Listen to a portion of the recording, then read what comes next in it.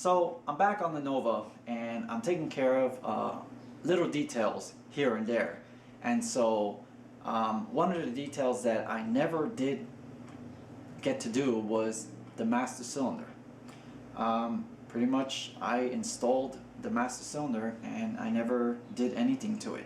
So this video is going to pretty much cover the master cylinder and what I did to make it look just a little bit nicer. If you've watched any of the videos where the engine was being put together or the brake system was being put together, you probably noticed that I never painted that master cylinder. I left it pretty much how it came, and well, over the course of several months, since the car's been done, I started noticing that there was little specks of rust forming on my master cylinder. That was a big no-no. I don't know why I didn't think about painting the master cylinder before when I was putting the car back together again.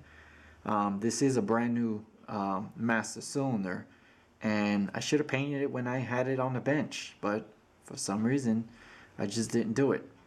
So the thing is, I didn't want to remove it from the car to paint it, because that would mean taking out the lines and then I would have to bleed the whole system again. I don't want to go through all that hassle. I don't want to bleed the system. I don't want to introduce air bubbles in my braking system. So my decision was to paint it right here in the engine bay. So here's the truck bed coating that I've used on many things in the engine bay. This is actually part of the engine color scheme because it produces a nice satin finish and it's slightly textured. I really like this. So now you can see this can is pretty tall. So painting that master cylinder in that space where it's currently located at would be quite a task. I wouldn't be able to do a good job. So what I need to do is get the paint out of the can and into a bottle. So here's the truck bed coating in the bottle. Now, the way I got it into the bottle, after buying a new can, this is the can that I got the paint from. You need to empty a quarter of the can into the bottle. So the way to do that is you spray a good fair amount into the bottle. Just pretty much spray it in there. You want to get the level down because you're going to be laying the can on its side. Now when you lay the can on its side, kind of visualize the paint level would be right around here. You need to make little holes to be able to release the pressure from the can. So make small holes, because a big gaping hole would cause a vacuum, and pretty much with the speed of the air pressure that's coming out the hole, it'll probably get the paint to splash all up. So if you do little holes, it'll allow you to release the pressure without risking paint flying out. After the pressure is completely released from the can, take a drill bit and drill in the corner of the can and pretty much just pour the rest of the contents into the bottle. Now, why did I go through all that trouble to get the paint out of the can and into a bottle? Well, for starters, I wasn't going to paint using a can. But the main reason is because I need that paint to be placed in my detail HVLP gun.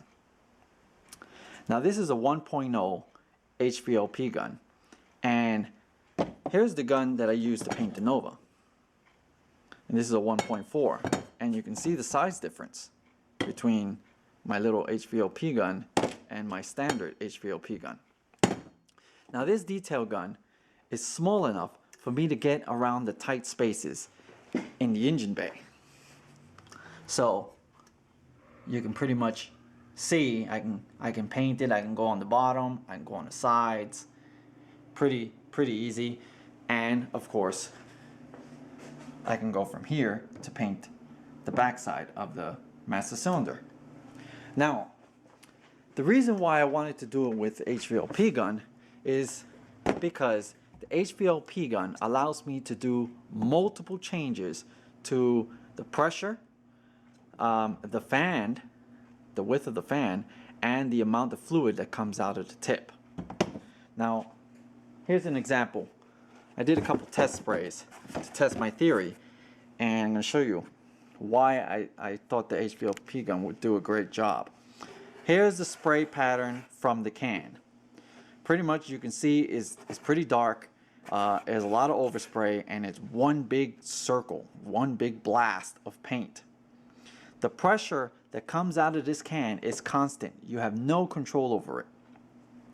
Here's the spray pattern I got from my HVLP gun. You can see the difference in color. It's a lot lighter and very minimal overspray. So I'm able to control the pressure.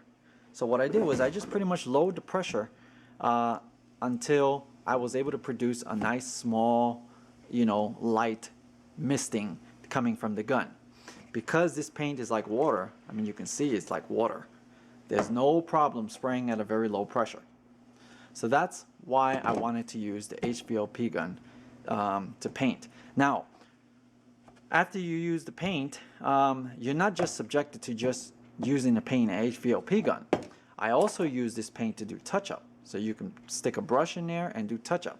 And what's great about this paint is because it's satin and it's textured, it blends right in to old existing truck bed coating that you maybe painted a while ago.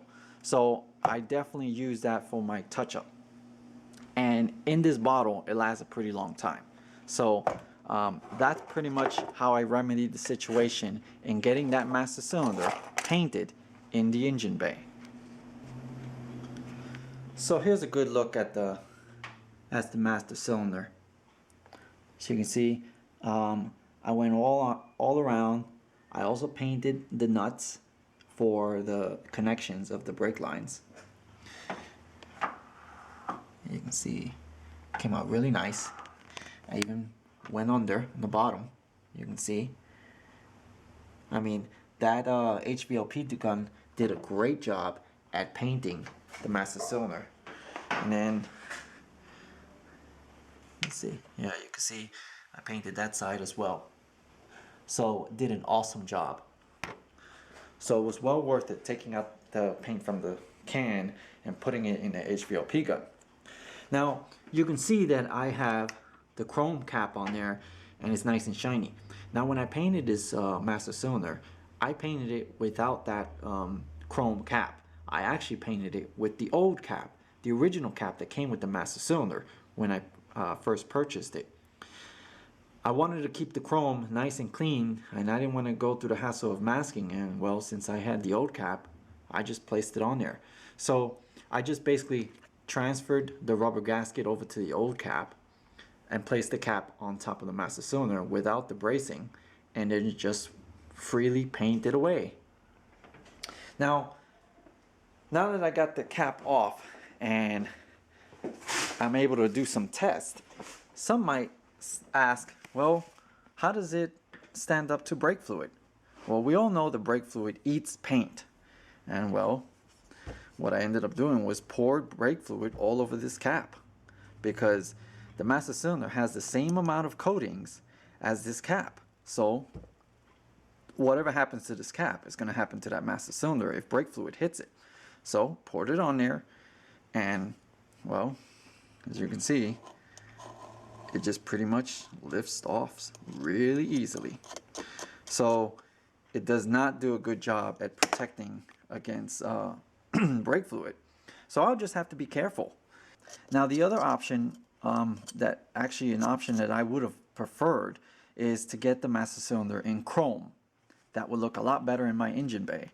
But at the time when I ordered the brakes, the entire braking system, well, the chrome master cylinder would have been an expense that I could not afford. So I didn't go with chrome. I just went with the standard, cast iron finish.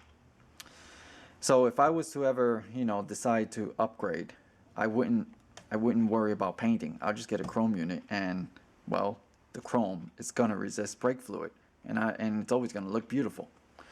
So that's pretty much, what I did as far as the master cylinder. So that was one little project that needed to be taken care of to make the engine bay just a little bit more nice. Hope you enjoyed. Thank you very much for watching.